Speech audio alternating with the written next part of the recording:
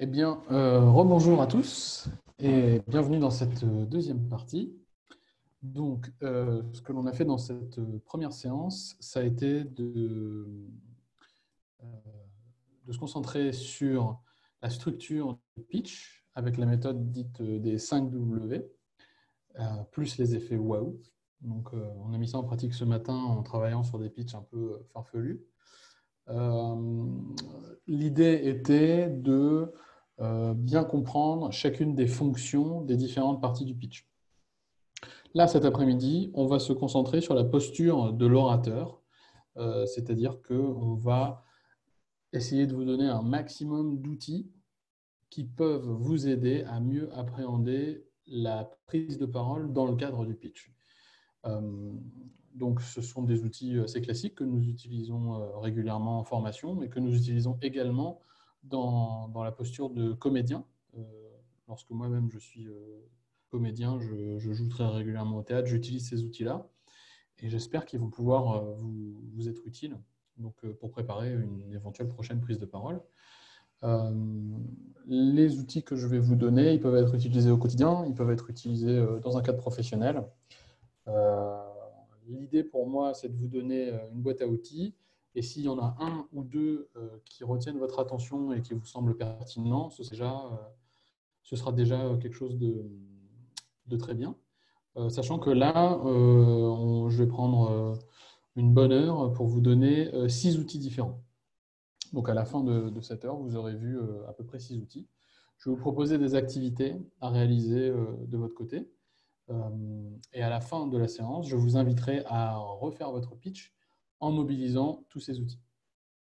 Alors, on va commencer avec le premier point sur lequel je voulais insister, c'est que notre objectif avec ces outils, et en vous nommant désormais orateur, c'est de vous faire passer d'une parole engagée à une parole engageante. Donc le pitch, comme on l'a vu ce matin, le but du pitch n'est pas forcément de transmettre un contenu, et encore moins de transmettre un contenu exhaustif. Il peut transmettre une synthèse éventuellement, mais avant tout, il doit inspirer. Donc on a dit que le pitch sert avant tout à vendre et à donner envie. C'est pour ça qu'il faut faire un shift mental et passer d'une logique où on va avoir une parole engagée à une parole engageante. Alors, parole engagée, qu'est-ce qu'on entend par parole engagée? Parole engagée, c'est une parole dont le fond est important. Et parce que le fond est important, je donne beaucoup d'importance à ma parole. Donc, en fait, je tente plus d'honorer les choses que je dis que je tente d'adresser ou d'impacter la personne qui va recevoir mon message.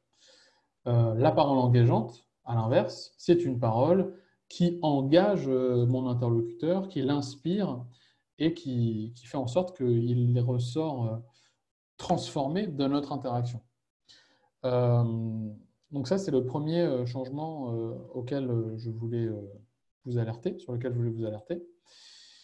Le deuxième élément important de cette posture de l'orateur, c'est la notion de congruence. Alors, qu'est-ce qu'on entend par congruence? On entend par congruence l'alignement des différents éléments qui composent votre pitch. Et par ces différents éléments, on entend le fond et la forme, évidemment, mais également qui vous êtes, qui vous représentez, votre attitude, votre authenticité, vos émotions. Euh, pour faire simple, je dirais qu'on peut avoir ce petit moyen mnémotechnique. Il faut aligner votre cerveau, votre cœur et votre corps. Votre cerveau, c'est quoi? Ce sont les faits que vous évoquez, donc les faits, les données, les mots, le verbal, les phrases, les tournures, les anecdotes, voilà, tous les éléments factuels et rationnels. L'argumentation également. Le cœur, bah, ça va être plutôt les émotions. Donc, dans quel état émotionnel vous êtes, dans quel état émotionnel vous souhaitez transmettre, vous souhaitez mettre le public, vous souhaitez mettre votre auditoire, dans quel état émotionnel il est, hein, parce que si vous passez après quelqu'un qui a peut-être fait une annonce difficile, eh bien, votre auditoire sera dans un état différent. Donc, il faut sentir l'état émotionnel de votre auditoire également. Et enfin, votre corps, c'est-à-dire la posture corporelle que vous avez lorsque vous vous adressez à votre auditoire. Est-ce que vous avez une posture détendue, tendue, haute, basse, bruyante, silencieuse, douce, dure, froide, chaude, joyeuse, triste, etc. Bon, je parlais simplement de la posture corporelle, j'ai utilisé des mots émotionnels, mais on peut avoir un corps qui transmet une émotion, mais on peut avoir un corps qui va prendre différentes postures, et il faut qu'il soit aligné avec ce qu'on dit et ce qu'on ressent. Et tout cela, ça crée une notion de congruence. Quand on est en congruence, quand on est aligné, eh bien, notre message est impactant et ça nous permet d'atteindre également une notion qui est importante quand on pitch, c'est la notion d'authenticité, c'est-à-dire la crédibilité que l'on va accorder à votre discours par rapport à ce qu'on en perçoit et à l'alignement qu'il y a entre ce que vous dites et ce que vous faites. Et lorsqu'un message est authentique, il est beaucoup plus impactant. Parce qu'on a l'impression d'avoir quelque chose de vrai, on a l'impression d'avoir quelque chose de fort et de pertinent en fait, en face de nous. Donc, il faut vraiment penser en termes de congruence, il faut avoir une attention au fait de toujours aligner nos trois éléments. Ce qu'on va chercher à faire avec cette posture de l'orateur, c'est d'aligner et de conscientiser différents éléments qui composent votre discours. Donc, on a d'abord le regard, ensuite la monotonie du propos, de la parole, du débit. Et par cette monotonie, on peut travailler sur deux axes. On verra ça en détail plus tard. On peut travailler sur deux axes que sont le volume et la vitesse de débit. Donc, ça, ce sont deux moyens de rompre la monotonie. La disponibilité du corps, est-ce que je suis flexible? Est-ce que je suis relâché? Est-ce que je suis stable? Là, je n'étais pas stable puisque je n'arrête pas de bouger sur ma chaise. Je prends un petit verre d'eau. Et enfin, l'authenticité, les émotions dont on a parlé un petit peu avant. Là, c'est une première approche. Mais en gros, ce qui compte, c'est de donner vie au pitch. C'est qu'il soit vivant, c'est qu'il soit spontané, c'est qu'il soit naturel. Il n'y a rien de pire que de se dire qu'un pitch est mécanique. Donc, trouvons le naturel. Et pour cela, le meilleur moyen d'y arriver, c'est de conscientiser les différents outils que l'on peut utiliser. Je vous donne une petite métaphore. Il faut envisager les différents outils qu'on va vous donner comme une table de mixage. C'est-à-dire que vous allez pouvoir moduler les différents éléments qui vont ensuite se retransmettre à votre auditoire, qui vont impacter votre auditoire. Alors, qu'est-ce qu'on a dans notre table de mixage de la prise de parole? D'abord, on a ce qu'on appelle le masque, c'est-à-dire ce que vous présentez à votre interlocuteur via votre visage, à la fois dans le regard et dans le sourire. Donc, dans le regard, c'est le regard que vous adressez à votre auditoire. Et le sourire, c'est ce que vous projetez avec votre sourire. C'est très important de moduler ça. Et on va voir ça après avec une notion qu'on appelle la neutralité positive. Le deuxième grand axe de cette table de mixage, c'est votre posture et votre gestuelle. Donc, les différents axes que compose cela sont la verticalité, dans quelle mesure vous vous tenez droit, courbé, penché en avant ou éventuellement sur les côtés, etc. Donc, en fait, c'est votre colonne. Votre ancrage, est-ce que vous êtes bien stable ou est-ce que vous êtes en train de vous déplacer? Donc ça, ce sont vos appuis, vos pieds. Vos épaules, qu'est-ce qu'elles disent de vous si vous les montez ou toutes les deux, si vous cachez votre cou, si vous les baissez, s'il y en a une qui est montée, etc. Les bras, ce qu'ils font, et jusqu'au bout des doigts, vos mains, ce qu'elles vont faire. Donc ça, ce sont différents éléments sur lesquels vous allez pouvoir jouer également. Et enfin, le dernier aspect concerne la voix et le souffle. Et là, on vous propose quatre différents éléments à moduler. La première chose, c'est la modulation de votre voix, votre capacité à monter dans les aigus ou baisser dans les graves. La force, bon, c'est le volume. Est-ce que je m'exprime fort? Est-ce que j'ai un volume élevé ou bas?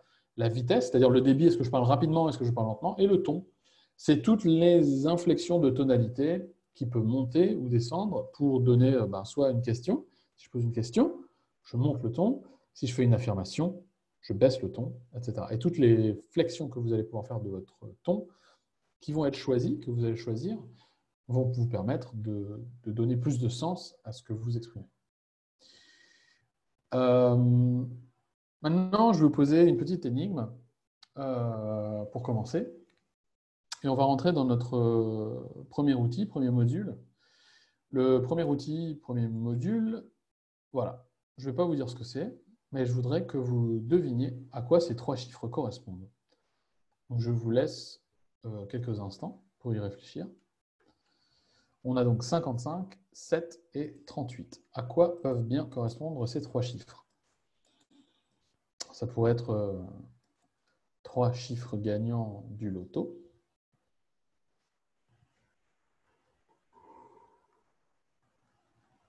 Ça pourrait être des numéros de département. Ça pourrait être plein de choses.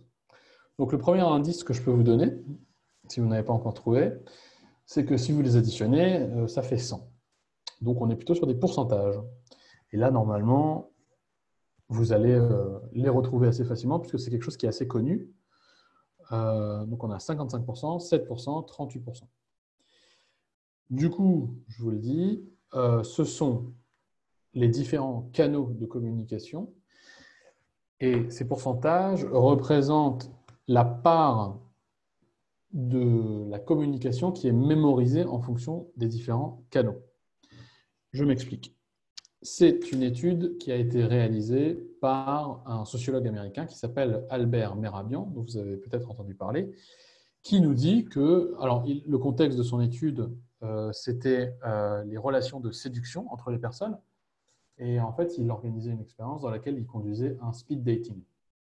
Et dans ce speed dating, il demandait aux participants, à l'issue d'une rencontre avec quelqu'un, ce qu'ils avaient retenu de la personne.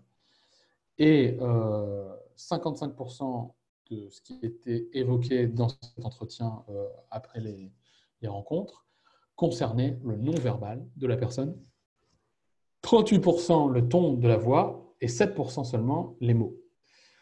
Donc là, on a cette idée assez paradoxale que finalement, les mots sont la partie mineure de ce qu'on perçoit de nos interactions et le non-verbal est la partie majeure, la plus importante, avec une partie intermédiaire. Là, on a inscrit ton de la voix, mais en réalité, on appelle ça également le paraverbal, c'est-à-dire que c'est tout ce qu'il y a autour des mots, donc les intonations, les accents, la ponctuation, les silences, le débit, etc., etc.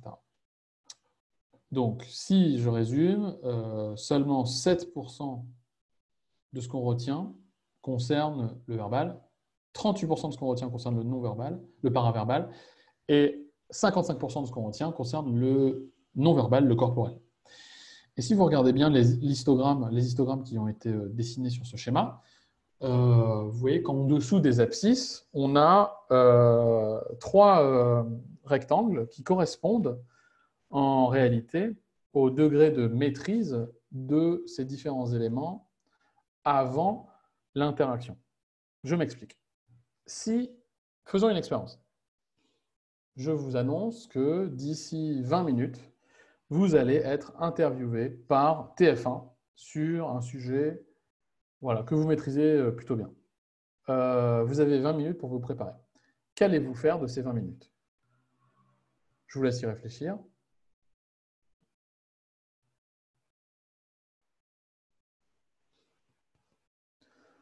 En général, si vous êtes honnête, enfin, pas si vous êtes honnête, mais je veux dire si, moi-même de mon expérience personnelle, c'est assez fréquent que quand j'ai à préparer une intervention, je vais passer beaucoup de temps sur ce que je vais dire. C'est-à-dire que je vais probablement, sur les 20 minutes que je vais avoir de préparation, je vais passer au moins 10 voire 15 minutes peut-être même 18 minutes, à préparer le contenu, à me faire une fiche, de support sur ce dont j'ai envie de parler. Je ne vais même pas consacrer de temps à me demander, tiens, quelle posture corporelle je vais avoir, et encore moins sur mes choix d'intonation, mes choix d'émotion, mes choix de ponctuation, mes choix de tonalité. Il est très probable que je sois en stress et que du coup, ces choix-là soient faits arbitrairement, inconsciemment. Face au stress, je vais augmenter mon débit, je vais me mettre à paniquer et donc je ne maîtriserai pas mon non-verbal et mon paraverbal.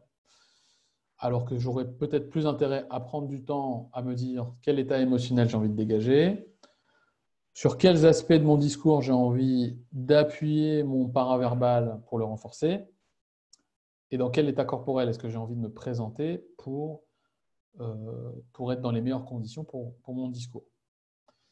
Donc, si vous regardez ces histogrammes, là, on voit bien le paradoxe qu'on va passer beaucoup plus de temps sur la maîtrise, c'est-à-dire sur la préparation du verbal, moyennement sur la préparation du paraverbal et très peu sur la préparation du non-verbal.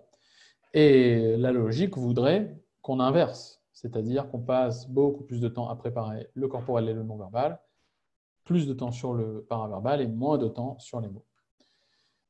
Un des moyens de se dire ça, c'est tout à fait la logique du pitch, c'est de se dire que comme un pitch doit être rapide, eh bien, le contenu, je vais le figer très rapidement. Et comme il est synthétique, je vais peut-être choisir moins d'informations que ce que je voudrais donner. Donc, je vais synthétiser et je vais faire confiance à ma posture, paraverbale et non verbale, pour couvrir le temps qui reste à parcourir, enfin le temps que je me suis donné pour mon pitch. Par contre, ces postures-là, je vais les travailler, je vais les préparer, je vais faire en sorte qu'elles soient impactantes et surtout congruentes avec ce que j'ai envie de dire.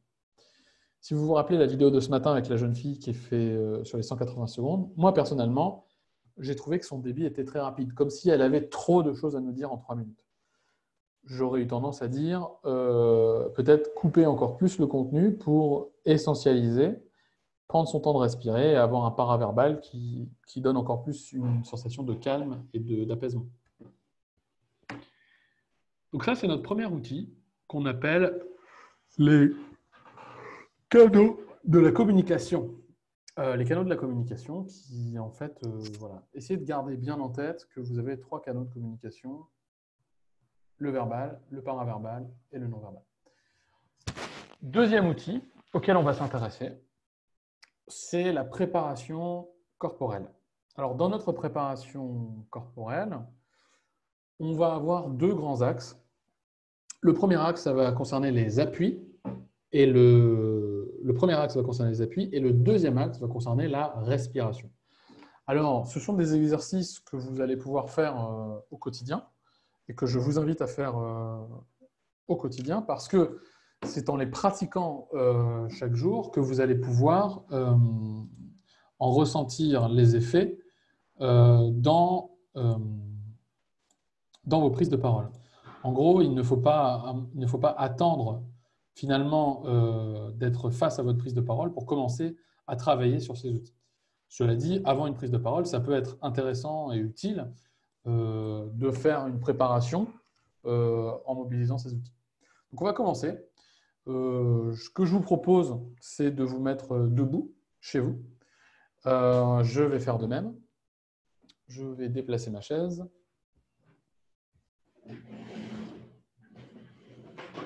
Et je vais me mettre face à mon écran. Alors, le premier élément que je vais vous proposer de faire, c'est de vous mettre debout et de travailler sur votre articulation, sur vos articulations. Donc, on va commencer pour travailler sur nos appuis à enrouler la colonne. Donc, ça, c'est un exercice assez simple. Comme ceci, vous enroulez la colonne jusqu'en bas et vous pouvez travailler sur l'étirement de votre colonne en vous laissant reposer. au niveau des hanches. Puis vous remontez. Et voilà. Donc là, on va essayer en fait de libérer notre colonne. Parce que ce qui se produit souvent, c'est que comme on passe toute notre journée assis à un bureau, notre colonne est tassée et pas très disponible. Ce qu'on veut, c'est qu'elle puisse bouger, onduler, se déplacer sur les côtés également. Et voilà, dans tous les sens quelque part en fait. Deuxième articulation, ça va être le cou. Donc pour cela, je vous propose de baisser et de monter la tête, comme ceci, très doucement. C'est un deuxième exercice que vous pouvez faire. Côté. Et pour finir, spirale. Dans un sens et dans l'autre. Ok. Cou, colonne, épaules, bras. Donc pour les épaules, on va simplement faire des rotations dans un sens, faire des rotations dans l'autre. Pour les coudes, on va faire des rotations dans un sens, puis dans l'autre. Pour les mains, on va les mettre comme ceci et faire des rotations dans un sens, puis dans l'autre. On a libéré, travaillé les articulations du haut de notre corps. Maintenant, au niveau des hanches, je vous propose de mettre vos mains sur vos hanches. J'ajuste mon écran, comme ceci. Je vais baisser un petit peu. Et vous allez pouvoir bouger d'avant en arrière et sur les côtés. Ça, c'est un petit exercice que vous pouvez faire pour libérer vos hanches et faire un cercle dans un sens, un cercle dans l'autre. Et enfin, dernières articulations, les genoux. Donc là, vous pouvez simplement descendre sur vos genoux, remonter, doucement, sans vous faire mal. Faites ça 3 fois. Et enfin, les pieds. Prenez un temps pour bouger vos chevilles, toujours en rotation. Cheville droite, cheville gauche. Voilà, ça c'est une petite préparation corporelle qui ne prend pas très longtemps, mais qui s'assure que vous avez bien déverrouillé toutes vos articulations. Donc vous êtes beaucoup plus libre après cette petite préparation. Deuxième élément, cette fois je vais vous demander de trouver un mur. Voilà, moi je prends celui qui est juste là, à côté de moi. Et on va maintenant travailler sur la respiration. Donc le premier élément qui va nous intéresser, ça va être de se mettre dos au mur pour être sûr qu'on a une colonne bien droite. Par colonne, j'entends colonne vertébrale, mais surtout colonne d'air. Donc, je m'assure que j'ai une bonne colonne d'air bien droite. Je commence à respirer. Deuxième élément, on va travailler sur la respiration profonde. Alors, comment travailler sur la respiration profonde ou la respiration abdominale? Vous allez mettre une main sur votre ventre et vous allez très légèrement tousser, comme ceci. Lorsque vous avez fait ça, vous avez dû ressentir que des muscles abdominaux se sont contractés. Ce ne sont pas des muscles qu'on peut vraiment mobiliser consciemment, ce sont des muscles très profonds qui se mobilisent par réflexe, comme quand vous toussez. Alors que vous vous rendez bien compte que les muscles que vous mobilisez quand vous respirez normalement sont plus ceux du diaphragme, alors que là, on est sur des muscles plutôt abdominaux, beaucoup plus profonds. Ce que l'on va vouloir essayer de faire, cependant, c'est de mobiliser ces muscles profonds dans notre respiration. Pour faire ça, on se met dans une colonne bien ajustée, colonne d'air bien droite. On met notre main sur notre ventre et on va essayer de respirer en inspirant par le nez et en expirant par la bouche et en vérifiant que les muscles qui ont été utilisés lorsque vous avez toussé sont bien mobilisés dans cette respiration et pas seulement le diaphragme.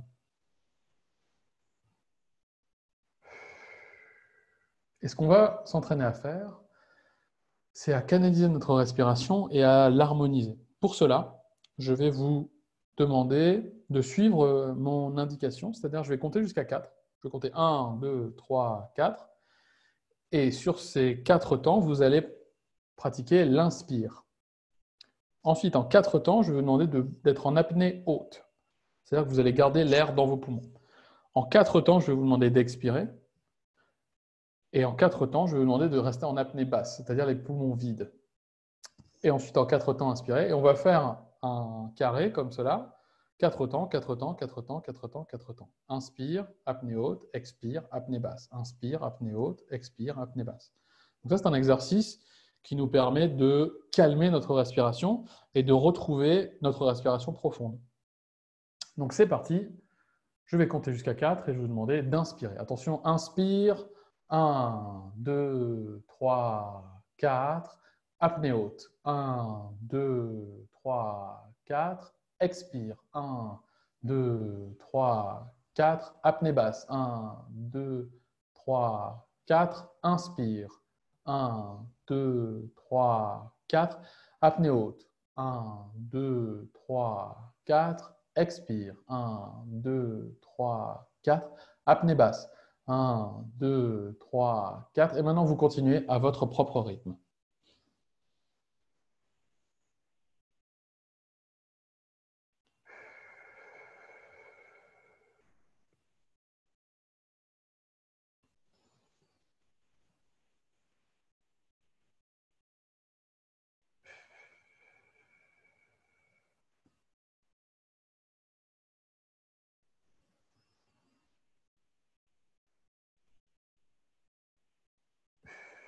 Ok. Donc ça, c'est un exercice pour retrouver votre respiration profonde et l'entraîner également régulièrement. Donc n'hésitez pas à refaire cet exercice avec cette idée de 4 temps. 4 temps pour inspirer, 4 temps pour bloquer, 4 temps pour expirer, 4 temps pour rester en bas. En faisant ça, vous entraînez votre corps à ne pas être dans dans un essoufflement, dans quelque chose qui est de l'ordre d'être haletant. Vous avez une respiration qui est comme un socle, une base, et qui est calme, que vous pouvez retrouver en réactivant les muscles de la respiration profonde. Là, je vous propose 2 petits exercices pour échauffer la voix. Premier exercice, on appelle ça les résonateurs. C'est-à-dire que vous allez fermer la bouche, fermer le nez également, vous n'avez pas besoin d'y toucher, et vous allez envoyer un son dans votre bouche avec la bouche fermée, comme ceci.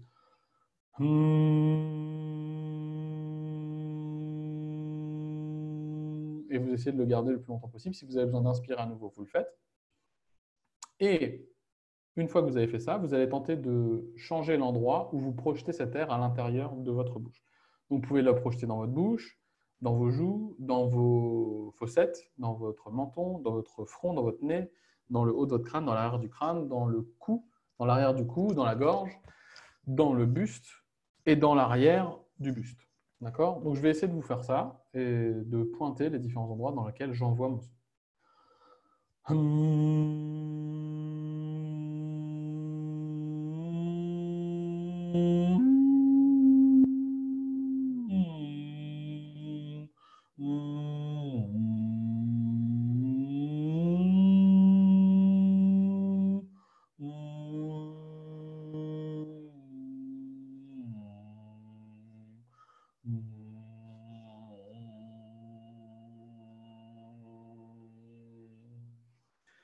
Alors, ça nous permet d'échauffer les cordes vocales sans les brusquer, parce qu'il n'y a pas trop d'air qui circule et qui frotte. Pourtant, il y a de l'air qui circule à l'intérieur, mais il sort juste par le nez, très lentement. Et également à envisager notre corps comme une gigantesque boîte, une caisse de résonance sur laquelle vous allez projeter la voix à différents endroits. Pas seulement à court terme, à part votre bouche. Vous pouvez utiliser tout votre buste, toute votre tête comme une immense caisse de résonance pour projeter la voix. D'accord ? Donc ça, c'est vraiment le premier exercice. On appelle ça les résonateurs. Deuxième exercice, exercice de diction à faire régulièrement. On va chercher à avoir une voix bien libérée, à avoir des voyelles bien propres et des consonnes qui tapent au bon endroit. Ce qu'on va faire, c'est qu'on va donner tout l'alphabet et qu'on va faire A, E, I, O, U, K, K, Ki, Ko, Ku, Da, De, Di, Do, Du, etc., etc. Donc, je vous invite à le faire avec moi, chez vous, ou prochaine préparation d'une intervention. Voilà un exercice que vous pouvez faire. A, E, I, O, U, Ba, Be, Bi, Bo, Bu, Ka, Ke, Ki, Ko, Ku, Da, De, Di, Do, Du, Fa, Fe, Fi, Fo, Fu, Ga, Ge, Gi, Go, Gu, Ha, He, Hi, Ho, Hu, Ja, Je, Ji, Jo, Ju, Ka, Ke, Ki, Ko, Ku, La, Le, Li, Lo, Lu, Ma, Me, Mi, Mo, Mu, Na, Ne, Ni, No, Nu, Pa, Pe, Pi, Po, Pu, Ka, Ke, Ki, Ko, Ku, Ra, Re, Ri, Ro, Ru, Sa, Se, Si, So, Su, Ta, Te, Ti, To, Tu, Va, Ve, Vi, Vo, Vu, Wa, We, Wi, Wo, Wu, Xa, Xe, Xi, Xo, Xu, Ya, Ye, Yi, Yo, Yu, Za, Ze, Zi, Zo, Zu. Voilà, ça c'est un exercice de diction classique, très classique au théâtre. Je vais prendre un petit verre d'eau parce que là j'ai la bouche sèche. Mais à faire régulièrement pour bien faire résonner chacun des phonèmes. Un phonème, c'est une syllabe, voilà, que vous allez employer dans votre prise de parole. Voilà notre petit module sur les appuis et la respiration. Donc, c'est les deux fondamentaux pour nous, enfin, que je vous conseille de mettre en pratique pour vraiment avoir la posture de l'orateur au niveau technique, au niveau diction, et au niveau respiration et au niveau appui. Et finalement, au niveau de votre outil qui est votre corps. On va passer au module suivant. Alors, le module suivant, il s'agit de trouver sa neutralité positive. Alors ça, c'est plutôt un exercice qu'on fait en groupe. Donc là, je suis en classe inversée. Donc ce que je vais vous demander, si vous pouvez, c'est de vous filmer en train de vous présenter. Vous allez pouvoir vous présenter en disant « Bonjour, je m'appelle dadadi dadada » et puis vous mettez ce que vous voulez derrière. On va dire qu'il faut que ça dure une petite minute. Et votre objectif, ça va être d'être neutre. D'être neutre sans pour autant être froid. Je m'explique. Si j'arrive et que si je cherche la neutralité, très fréquemment, ce qui se passe, c'est que ça donne une froideur et une forme de distance. Si je dis, tiens, je vais y aller en étant neutre. Bonjour, je m'appelle Yann Parizeau, je suis comédien et formateur et dadadi dadadou. Si je fais ça, en fait, en cherchant la neutralité, ça donne une impression de froideur. Donc, en fait, la véritable neutralité qu'on va chercher à donner, c'est ce qu'on appelle la neutralité positive. C'est-à-dire que c'est une neutralité, il n'y a pas une expression forte, il n'y a pas de peur, de surprise, de dégoût, de joie même, il n'y a pas une joie excessive. Par contre, il y a un léger sentiment de positivité. L'astuce que je vous donne pour y arriver, c'est d'imaginer que la personne à qui vous vous adressez est séduisante, tout simplement. Qu'elle soit séduisante ou pas, ce n'est pas le sujet, mais vous vous dites, tiens, cette personne est séduisante, j'aimerais lui plaire.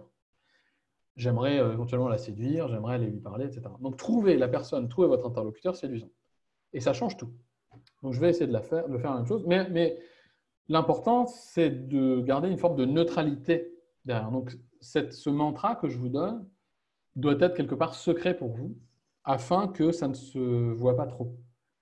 Et c'est dans cette résistance que vous avez entre ce que vous voulez envoyer, la neutralité, et ce que vous gardez secrètement côté séduisant, qu'on va dégager une forme de neutralité positive.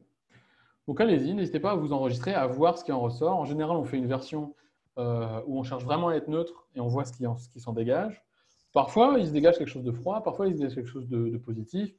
Parfois, on peut dire, tiens, vous froncez les sourcils, ou tiens, vous avez tendance à beaucoup bouger, donc ça donne quelque chose d'instable, etc. C'est très intéressant de connaître ce qu'on renvoie dans notre neutralité. Et deuxième étape, enregistrez-vous avec une neutralité positive en donnant la petite astuce que je vous ai donnée. Donc là, je vais faire ma première neutralité. Donc, je vais essayer d'être le plus neutre possible. Bonjour, je m'appelle Yann Parizeau, je suis comédien et formateur. Je travaille avec Avantage Formation depuis un certain moment et j'ai toujours plaisir à faire des interventions avec Avantage Formation, surtout à distance. Voilà, ok, là je fais une petite pause. Donc, je me suis moi-même vu en me regardant dans la vidéo et je me suis trouvé légèrement froid et j'ai tendance à bouger la tête. quand je finis mes fins de phrase. Donc ça, c'est 2 points de feedback que je peux trouver dans ma neutralité. Je pense que je peux être encore plus posé, encore plus stable. Version 2, je vais essayer d'intégrer ces retours. Donc je vais me stabiliser dans ma chaise. Et je vais aussi essayer de vous trouver séduisant. On va voir ce que ça va donner. Bonjour et bienvenue dans cette formation. Je m'appelle Yann Parizeau. Je suis comédien et formateur depuis quelques années. Je travaille avec Avantage Formation et c'est toujours un plaisir de vous retrouver dans des formations à distance, notamment ici la formation sur l'art du pitch. J'espère que l'on va passer. Je continue à ça. Donc, ce qui est intéressant, c'est qu'entre les 2 étapes, personnellement, je me suis trouvé plus stable. Et mon petit secret, ma petite astuce pour trouver la neutralité positive, je ne sais pas si vous l'avez perçu, mais j'avais un léger sourire et je me suis trouvé un peu plus détendu et plus agréable à regarder. Et quelque part, plus dans une forme de complicité avec mes spectateurs que dans la première version. Donc, ça, c'est le 3e outil que je vous donne, qui est la neutralité positive. Toujours partir d'une neutralité positive. On va passer à notre 4e outil. Alors, il va s'agir du paraverbal et des émotions. Pour cela, je vais vous donner 2 sous-outils. Premier outil que utilise que j'utilise régulièrement dans. Je dis souvent nous parce que en fait, je travaille avec d'autres formateurs sur ces formations. Et on intervient notamment sur des ateliers d'éloquence également. Donc là, c'est un outil qui nous vient de ces ateliers-là, qu'on appelle les points cardinaux de la déclamation. Alors, les points cardinaux de la déclamation sont au nombre de 4, avec un axe en abscisse qui concerne le débit et un axe en ordonnée qui concerne le volume. Alors, le débit peut aller du débit lent. Je vais vous proposer un débit lent comme ceci. Je vais vous parler d'une manière lente, posée, où je n'hésite pas à articuler tous les mots et à faire silence lorsque j'en ai besoin. Débit lent. Débit normal, je parle comme ceci et je m'exprime avec des silences également, des changements d'intonation, mais j'ai une certaine vitesse dans mon débit. Débit rapide, lorsque j'ai un débit rapide, j'essaie d'accélérer mes mots, j'essaie de parler beaucoup plus vite et d'avoir quelque chose qui est de l'ordre de la frénésie, qui s'accélère, qui traduit une sorte d'énergie, d'intensité, d'excitation, etc., etc. Donc voilà, j'ai 3 niveaux de débit, lent, moyen, rapide. Pareil avec le volume, je vais avoir un volume bas. Et pour le volume bas, il ne faut vraiment pas hésiter à chuchoter. Surtout si vous avez un micro, par exemple. On l'entendra, mais l'effet du chuchotement donnera de la variation dans votre débit. Donc si je veux vous parler, si je veux vous révéler un secret, je peux murmurer comme ceci et baisser mon volume. Volume normal, je m'exprime comme ceci. C'est le volume que j'ai utilisé jusqu'à présent. Et je peux également avoir un volume fort. Donc, 3 niveaux de volume également.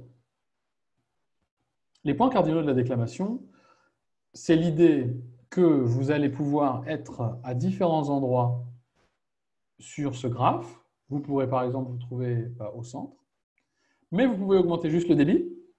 Vous pouvez augmenter le débit et le volume et parler comme un harangueur de foule qui a des choses à vendre.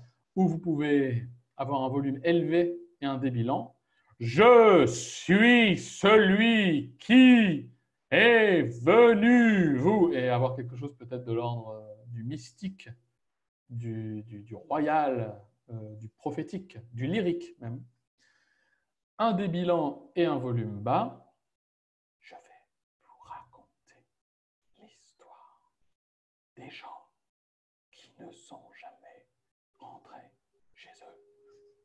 Et là, j'ai quelque chose de plus feutré et même mythologique, quelque chose de l'ordre de la narration, du conte.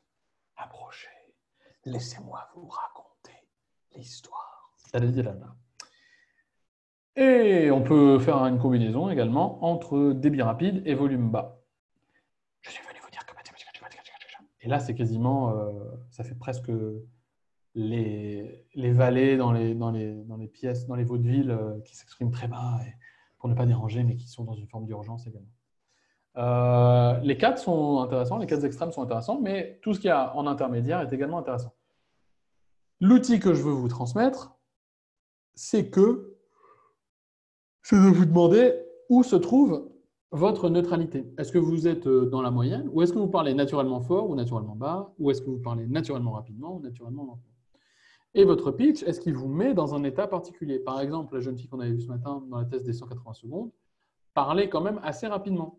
Donc, elle aurait pu faire plus de variations dans son débit.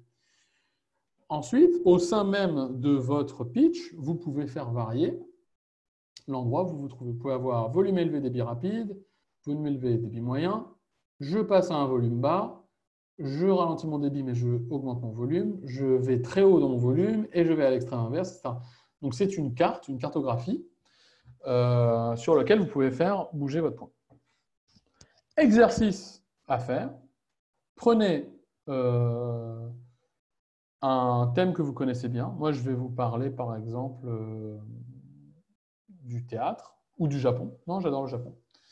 Et de mon expérience au Japon. Et je vais essayer de faire varier mon débit. D'accord? Donc, je vais moi-même me mettre des contraintes de variation de débit. Donc, je commence normalement. En 2005, je suis allé faire un stage au Japon, un stage de 6 mois.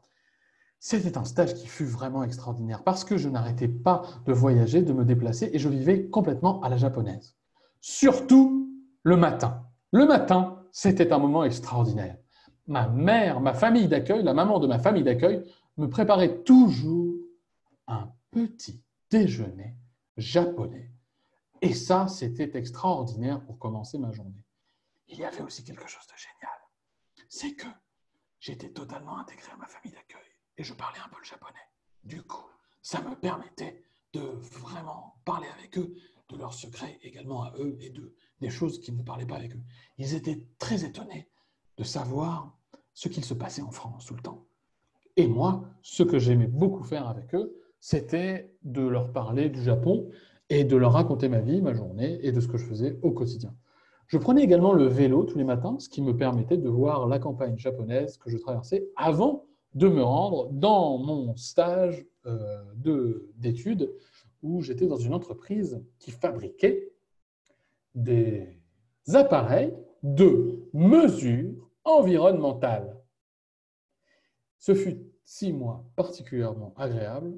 J'ai passé un excellent moment et depuis, je rêve de retourner au Japon. Voilà, donc là, c'était vraiment un exercice.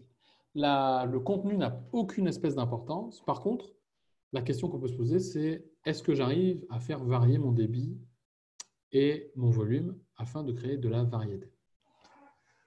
Voilà pour les points cardinaux de la déclamation. C'est vraiment un outil pour vous aider à préparer votre prise de parole en vous disant, tiens, à cet endroit, je vais plutôt parler plus vite, parler moins vite, parler plus fort, parler moins fort, etc. Je vous propose un nouvel outil que j'appelle simplement les émotions. Vous avez 5 émotions fondamentales. La joie, la tristesse, la peur, la colère et autres. Alors, on y associe également le dégoût. C'est la 5e émotion fondamentale. Et au sein de ces émotions, vous avez voilà, des centaines, une centaine de sous-émotions différentes. Par exemple, l'enthousiasme, l'optimisme, la gaieté, l'enchantement pour la joie. La tristesse peut se traduire par la lassitude, le chagrin, etc.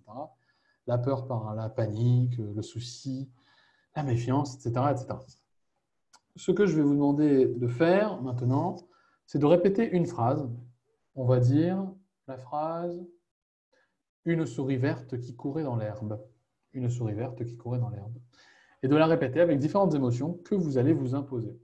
Donc, par exemple, si je prends la joie, je vais faire avec optimisme. Une souris verte qui courait dans l'herbe.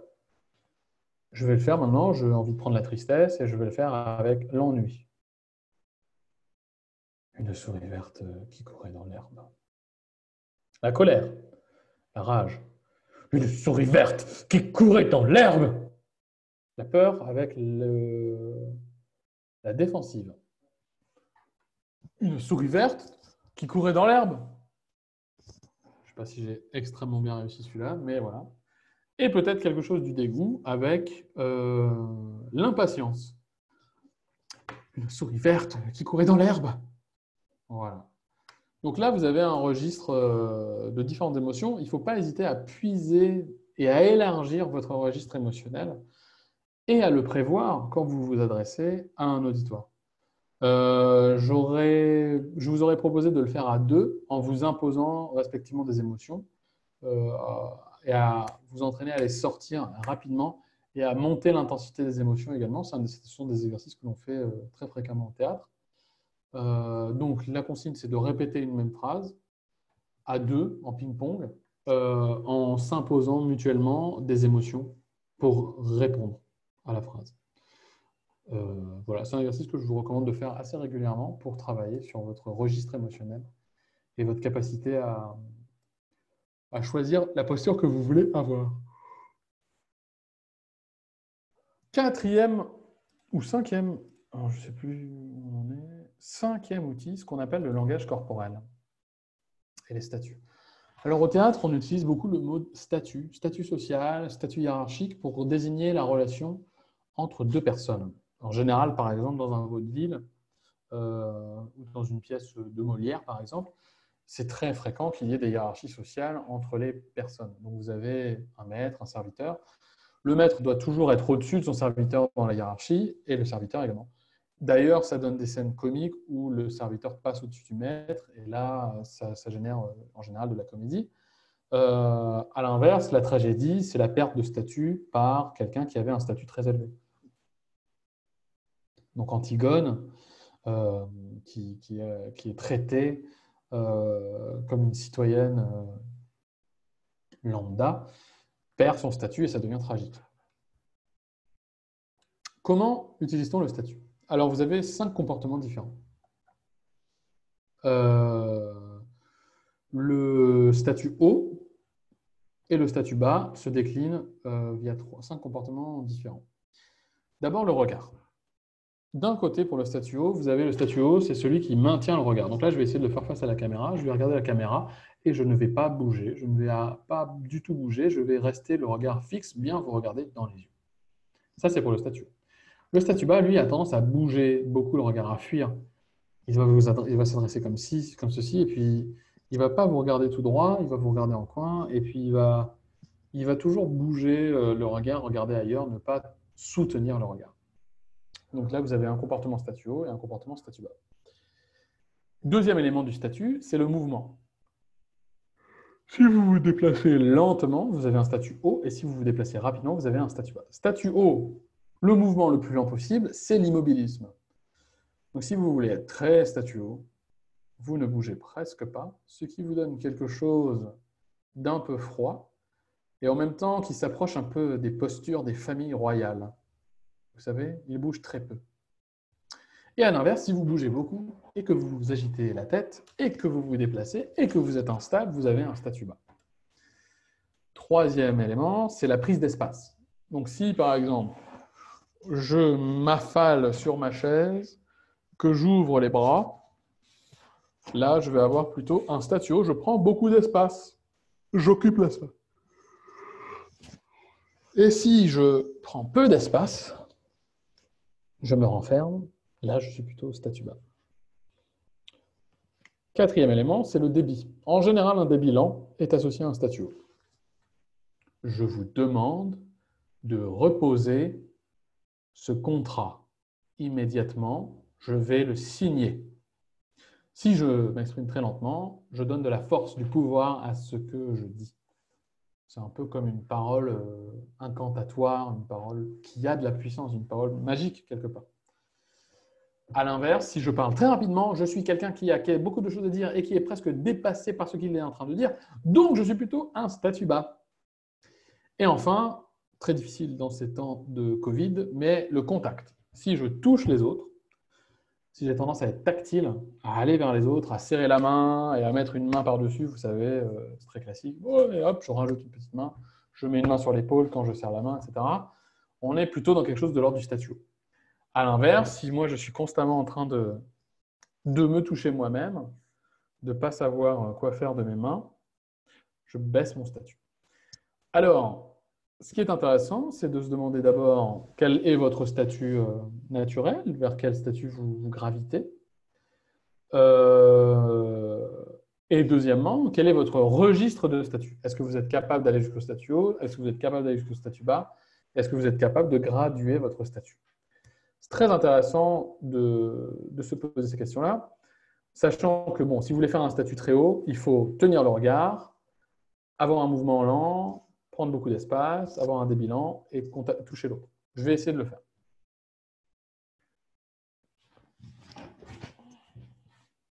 Bienvenue dans cette interaction où nous allons nous évoquer tout notre passé professionnel et voir ensemble ce vers quoi nous pouvons avancer. Installez-vous, je vous serre la main, je vous positionne ici, etc. Ce qui est important pour moi, c'est que l'on se sente bien. Ok, j'essaie de ne pas bouger beaucoup, mon statut a monté. Je suis quelqu'un d'important. À l'inverse, je vais fuir le regard, bouger beaucoup, prendre peu d'espace, parler rapidement et me toucher moi-même. Oui, je suis venu dans cette réunion parce que je me disais que c'était peut-être une bonne chose de participer et de donner mon avis, parce que je pense que c'est important qu'on fasse des choses ensemble et qu'on avance ensemble dans la même direction. J'ai beaucoup de choses à vous dire à ce sujet. J'ai pris des notes et j'aimerais beaucoup les exprimer. Donc là, je suis plutôt statut bas. Donc on voit bien qu'il y a il y a quelque chose de l'ordre du dominant-dominé. Même si il ne faut pas se dire que le statut haut est nécessairement meilleur que le statut bas. Il y a énormément de situations dans lesquelles un statut bas est plus adapté. Déjà dans vos relations personnelles, en général, on baisse nos statuts pour être avec nos amis. Mais si quelqu'un est affecté par un stress ou par une mauvaise nouvelle, ça va être difficile d'aller dans le statut haut parce que le statut haut traduit une notion de distance. Alors qu'on veut parfois avoir recours à de l'empathie. L'empathie est plus du domaine du statut bas. Donc, cette notion des statuts vous permet de répondre à la question quelle posture je dois utiliser. La réponse est celle qui convient. Est-ce que vous êtes plutôt dans une situation où un statut bas va être utile ou une situation où un statut haut va être utile? De plus, le statut peut évoluer au cours du temps. Vous pouvez faire évoluer votre statut. Vous pouvez commencer en bas, finir en haut, commencer en haut, finir en bas, en jouant sur tous les curseurs qui sont listés sur ce slide. Vous pouvez envoyer des signaux contradictoires également. C'est très fréquent. Je vais tenir le regard et en même temps, je vais me toucher. Ou je vais avoir un débit lent et en même temps, un regard fuyant. Je ne suis pas sûr de comprendre où tu veux en venir. Donc, j'envoie des signaux contradictoires. Et si vous regardez autour de vous, vous verrez que c'est omniprésent. C'est quelque chose que tout le monde pratique les statuts, en réalité. L'enjeu de ce module, c'est de les conscientiser et de s'en rendre compte et de commencer à les appliquer soi-même en fonction des besoins, en fonction des situations. Donc voilà pour votre outil statut qui est aussi une réponse à la question de quel langage corporel dois-je avoir? Eh bien, la réponse est à vous d'évaluer la situation dans laquelle vous êtes, à vous d'évaluer le langage corporel de vos interlocuteurs et de vous adapter dans votre langage corporel à vous. Ma recommandation, c'est de toujours adopter un langage corporel proche de celui de vos interlocuteurs. De ne pas les écraser ou de ne pas avoir de distance trop élevée ou trop basse, même de ne pas vous mettre trop bas en dessous d'eux. Il vaut mieux être légèrement en dessous de vos interlocuteurs, quels qu'ils soient. Ça signale que vous faites partie du même monde et ça les détend en réalité. Si vous allez en frontal, ça peut créer des conflits. Mais en étant légèrement en dessous de vos interlocuteurs, vous montrez que vous êtes proche d'eux et en même temps, vous êtes en train de les détendre parce que vous n'êtes pas en train de les menacer. Donc, c'est ça qui peut être intéressant avec les statuts, c'est que c'est flexible. Ça vous permet de vous adapter. Au sujet des statuts, je vous recommande cette vidéo. Je vais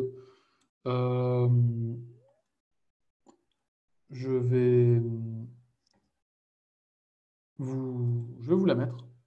Je vais juste la commencer. Et vous aurez le lien si vous le cherchez. De toute façon, vous pouvez la retrouver. Elle s'appelle Amy Cuddy. Et dans cette vidéo, vous allez voir, en réalité, c'est un TED Talk d'ailleurs, donc c'est un pitch. C'est une forme de pitch. Dans cette vidéo, la personne qui réalise l'intervention suggère, avant toute prise de parole, de se retirer dans une salle de bain, dans les toilettes, et de réaliser des mouvements de statut haut, des mouvements où on prend beaucoup d'espace. Parce qu'elle a étudié que le corps dans ce type de posture, reconnaît le besoin de dégager des hormones de la confiance en soi, en réalité, et le fait spontanément, ce qui, naturellement, vient lâcher dans votre cerveau un boost de confiance, un boost chimique de confiance en vous. Elle l'explique beaucoup mieux que moi. Je vais commencer la vidéo avec vous.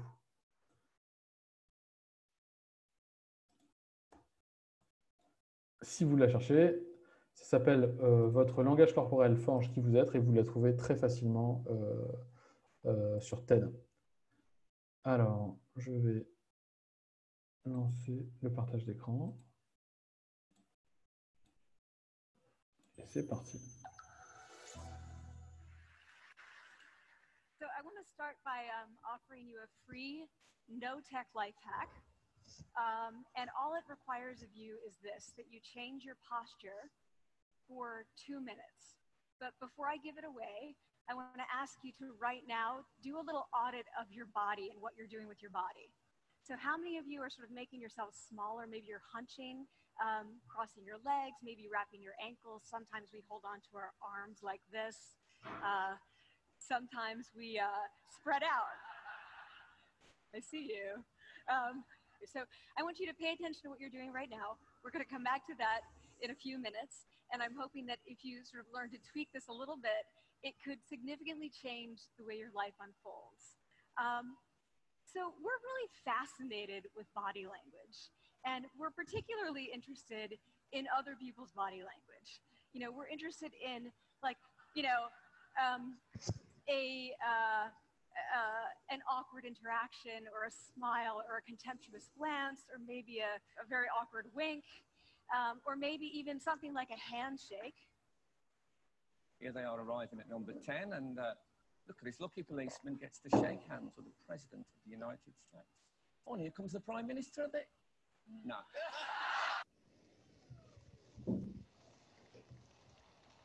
So a handshake or the lack of a handshake can have us talking for weeks and weeks and weeks, even the BBC and the New York Times. So obviously, when we think about nonverbal behavior or body language, but we call it nonverbals as social scientists, it's language. So we think about communication. When we think about communication, we think about interactions. So what is your body language communicating to me? What's mine communicating to you? And there's a lot of reason to believe that this is a valid way to look at this. So social scientists have spent a lot of time looking at the effects of our body language or other people's body language on judgments. And we make sweeping judgments and inferences from body language. And those judgments can predict really meaningful life outcomes like who we hire or promote, who we ask out on a date. For example, Nalini Ambady, a researcher at Tufts University, shows that when people watch 30-second soundless clips of real physician-patient interactions, their judgments of the physician's niceness predict whether or not that physician will be sued. So it doesn't have to do so much with whether or not that physician was incompetent, but do we like that person and how they interacted? Even more dramatic, Alex Todorov at Princeton has shown us that judgments of political candidates' faces in just 1 second predict 70% of US Senate and gubernatorial race outcomes. And even, let's go digital, emoticons used well in online negotiations can lead you to claim more value from that negotiation. If you use them poorly, bad idea, right? So when we think of nonverbals, we think of how we judge others, how they judge us, and what the outcomes are. We tend to forget, though, the other audience that's influenced by our nonverbals, and that's ourselves. We are also influenced by our nonverbals, our thoughts and our feelings and our physiology. So what nonverbals am I talking about? I'm a social psychologist. I study prejudice, and I teach at a competitive business school. So it was inevitable that I would become interested in power dynamics. I became especially interested in nonverbal expressions of power and dominance. And what are nonverbal expressions of power and dominance? Well, this is what they are. So in the animal kingdom, they are about expanding. So you make yourself big, you stretch out, you take up space, you're basically opening up. It's about opening up.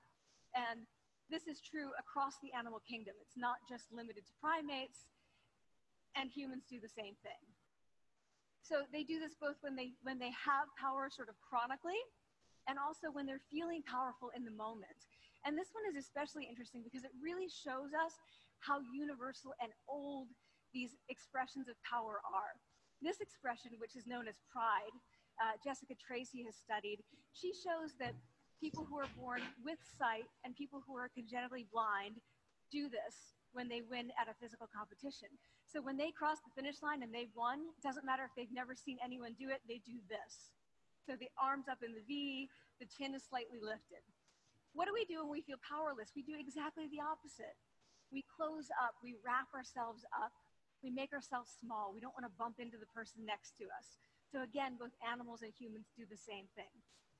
And this is what happens when you put together high and low power. So what we tend to do when it comes to power is that we complement the other's nonverbals. So if someone's being really powerful with us, we tend to make ourselves smaller.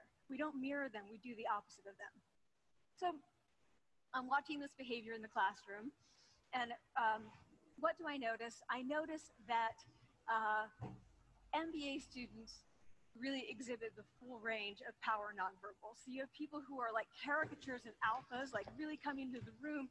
They get right into the middle of the room before class even starts, like they really want to occupy space. When they sit down, they're sort of spread out. They raise their hands like this. You have other people who are virtually collapsing when they come in. As soon as they come in, you see it. You see it on their faces and their bodies. And they sit in their chair and they make themselves tiny. And they go like this when they raise their hand. I noticed a couple things about this. One, you're not going to be surprised. It seems to be related to gender. So women are much more likely to do this kind of thing. Women feel chronically less powerful than men. So this is not surprising. But the other thing I noticed is that it also seemed to be related to the extent to which the students were participating and how well they were participating. And this is really important in the MBA classroom because participation counts for half the grade. So business schools have been struggling with this gender grade gap. You get these equally qualified women and men coming in, and then you get these differences in grades, and it seems to be partly attributable to participation. So I started to wonder, okay, so you have these people coming in like this and they're participating. Is it possible that we could get people to fake it, and would it lead them to participate more? So my main collaborator, Dana Carney, who's at Berkeley, and I really wanted to know, can you fake it till you make it? Like, can you do this just for a little while and actually experience a behavioral outcome that makes you seem more powerful? So we know that our nonverbals govern how other people think and feel about us. There's a lot of evidence, but our question really was, do our nonverbals govern how we think and feel about ourselves? There's some evidence that they do. So, for example, when we smile when we feel happy, but also when we're forced to smile by holding a pen in our teeth like this, it makes us feel happy. So it goes both ways. When it comes to power, it also goes both ways. So when you feel powerful, you're more likely to do this, but it's also possible that when you pretend to be powerful, you are more likely to actually feel powerful. So the second question really was, so we know that our minds change our bodies. Is it also true that our bodies change our minds? And when I say minds, in the case of the powerful, what am I talking about? So I'm talking about thoughts and feelings and the sort of physiological things that make up our thoughts and feelings. And in my case, that's hormones. I look at hormones. So what do the minds of the powerful versus the powerless look like? So powerful people tend to be, not surprisingly, more assertive and more confident, more optimistic. They actually feel that they're going to win even at games of chance. They also tend to be able to think more abstractly. So there are a lot of differences. They take more risks. There are a lot of differences between powerful and powerless people. Physiologically, they're all, or maybe even something like a handshake. Je vous invite à regarder le reste de cette vidéo par vous-même. J'espère qu'elle vous a intéressé. Elle vient un peu confirmer l'outil qu'on a appelé l'outil des statuts et l'outil du langage corporel. dans le sens où c'est assez documenté que le langage corporel transmet des signaux de domination, enfin de dominance, ils disent dominance, domination, et de soumission. Alors, on n'est plus évidemment forcément dans des relations hiérarchiques animales ou même, voilà, je veux dire, attendez un instant, je relance ma vidéo.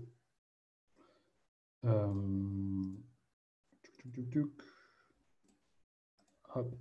On n'est plus dans des relations hiérarchiques à l'ancienne où les maîtres et les serviteurs avaient droit de vie ou de mort sur l'un ou l'autre, mais on reste quand même dans un monde très hiérarchisé, et en particulier dans les prises de parole où la personne qui est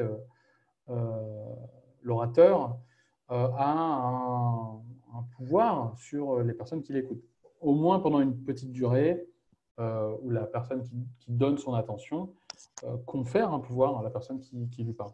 Et donc la capacité à reconnaître cette relation-là et à en jouer, et à jouer avec les codes de cette relation-là est très importante. Et si vous allez au bout de la vidéo, et je vous invite à le faire, vous verrez qu'à la fin, elle défend l'idée que en internalisant les gestes des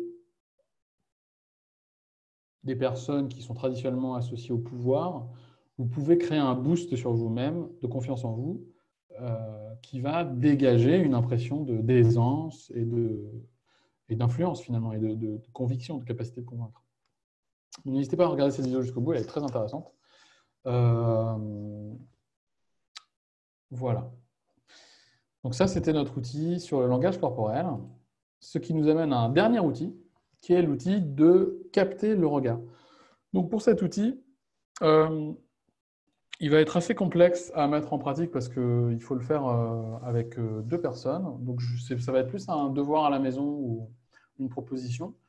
Je vous invite à trouver quelqu'un, à vous mettre face à cette personne. Cette personne va lever la main. Lorsque cette personne baisse d'intérêt pour l'histoire que vous êtes en train de lui raconter, elle baisse la main. Et lorsqu'elle regagne de l'intérêt, elle monte la main. Donc, vous êtes constamment en train de vous battre contre la perte d'intérêt de la personne en face de vous. Et l'outil que vous allez avoir pour jouer avec ça, ça va être de donner le regard. Donc, vous allez devoir manipuler votre regard pour le donner à l'autre tout en racontant votre histoire. Ce que je vous propose, c'est de raconter une histoire banale comme le petit chaperon rouge, qu'on connaît tous, etc. Donc, le contenu n'a aucune importance. Par contre, l'attitude corporelle et la capacité à donner le regard va être très importante. Je vais essayer de le faire avec vous en direct dans cette vidéo. Je trouve quelqu'un en face de moi. J'imagine que j'ai quelqu'un en face de moi. Et je vais lui raconter l'histoire du petit chaperon rouge. Et je vais faire attention à bien donner mon regard. Et si je sens que la tension diminue, donc si en face de moi j'avais la main qui baissait, je redonnerai mon regard, ou je changerai mon regard, ou je peux aussi mobiliser un des outils qu'on a vu précédemment pour regagner l'attention de la personne. L'idée de ce travail, c'est de le faire en général face à un parterre en live et de distribuer le regard à l'ensemble de la salle pour qu'il n'y ait pas des mains qui baissent un peu partout, mais de les garder en permanence relevées. C'est un travail sur la distribution du regard également et sur l'intensité du regard que l'on donne. Faisons un exemple. Je vais faire l'exemple. C'est parti. Il était une fois un petit chaperon rouge. C'était un enfant qui vivait avec sa grand-mère dans une maison. Un jour, sa grand-mère lui dit « Pourrais-tu aller me chercher un petit pot de beurre ?» Non, je crois qu'il vivait avec sa maman et qu'il l'envoya chez sa grand-mère. J'ai confondu le début de l'histoire. Le petit chaperon rouge écouta sa mère, prit son panier et le remplit d'un petit pot de beurre. Le petit chaperon rouge commença à marcher dans la forêt tranquillement. Là, il vit un loup. Le loup lui demanda « Qui es-tu et que viens-tu faire ici ?»« Je suis le petit chaperon rouge, répondit le petit chaperon rouge. Je viens donner un petit pot de beurre à ma grand-mère. » Le loup demanda « Ta grand-mère qui habite là-bas dans la maison ?» Le petit chaperon rouge répondit « Oui, exactement. » Le loup lui souhaita une bonne journée et partit en avance dans la maison de la grand-mère pour la manger. Il la goba entièrement et prit les vêtements de la grand-mère et s'installa dans son lit. Et ainsi de suite, ainsi de suite, ainsi de suite. Donc l'idée, c'est de se dire, est-ce que je suis bien en train de donner mon regard? Est-ce que je suis en train de vraiment regarder la personne en donnant intensément mon regard et pas juste mécaniquement?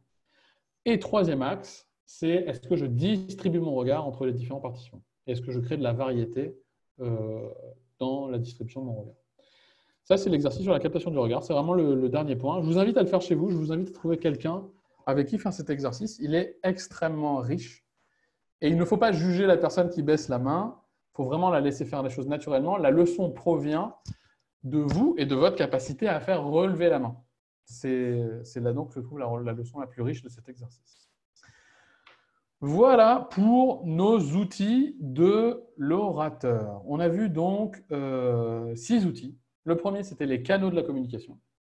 Le deuxième, c'était les appuis et la respiration. Le troisième, c'était la neutralité positive.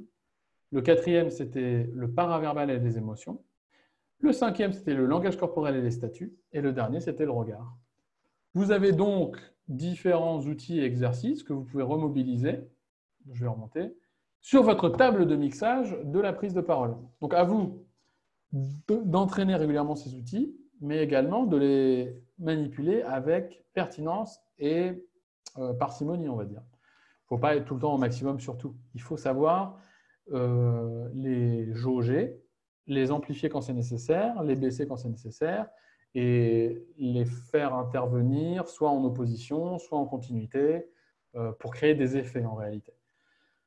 Et d'une manière encore plus globale, eh bien, il faut trouver une congruence entre ce que vous dites, l'émotion que vous voulez transmettre, le fait que vous voulez transmettre, ce que dit votre corps et votre message global, en fait. D'accord ? Donc, on arrive au bout de ce module sur la posture de l'orateur. Et le dernier exercice que je vous donne à faire, c'est de repréparer votre pitch, repasser votre pitch en revue. Le pitch que vous avez écrit ce matin sur le sujet fantaisiste. Je vais vous donner 20 minutes. Je vous donne, enfin, voilà. En général, on le fait à deux, comme ça on peut avoir un premier passage avec son partenaire et des premiers feedbacks. L'enjeu étant d'avoir votre pitch, de l'écrire, hein, voilà. Et à quel moment vous utilisez quels outils? Et d'une manière générale, est-ce que vous utilisez bien les outils de la posture de l'orateur quand vous restituez le pitch? Donc, exercice à faire chez vous. Prenez 20 minutes pour rebosser votre pitch. Puis, on pourrait faire des passages. Enfin, idéalement, si on était en classe virtuelle, on ferait des passages où vous passerez pendant 3 minutes et où je vous ferai un débrief sur votre posture de l'orateur et l'utilisation des outils qu'on a vus. Donc, voilà, là, on est en fin de première journée. L'idée étant de s'approprier les outils qu'on a vus et de les mettre en pratique dans le pitch. Voilà. On était donc en configuration classe inversée où je vous ai fait le contenu de l'atelier mais en vidéo voilà, descendante. N'hésitez pas à mettre cela en pratique. Je vous remercie pour votre attention sur cette journée. Je vais vous rappeler un peu également ce qu'on a fait ce matin. Donc, ce matin, on a vu la technique des 5 W. Partir du why, aller vers le how et le what. Comment ça se décline dans l'architecture d'un pitch? Bien, on commence par un wow. On trouve notre why, c'est-à-dire ce qui bouge notre cible. On propose notre produit. On dit qui on est, pourquoi on est la personne adaptée pour le faire. On dit ce qu'on a fait jusqu'à présent dans cette démarche. On dit là où on veut aller et on ouvre avec un deuxième waouh pour créer de l'enthousiasme. Voilà la technique du pitch et la posture de l'orateur que l'on peut mettre ensemble. Demain, ce qu'on verra, ce sera l'outil du storytelling pour amener de la fluidité et créer un récit autour de ces éléments-là, ainsi que différents autres modèles de plans et de pitch. Et l'après-midi, on travaillera sur les supports et également les dernières mises en pratique dans le cadre d'un pitch professionnel. Je vous souhaite une excellente fin de journée et je vous dis à demain.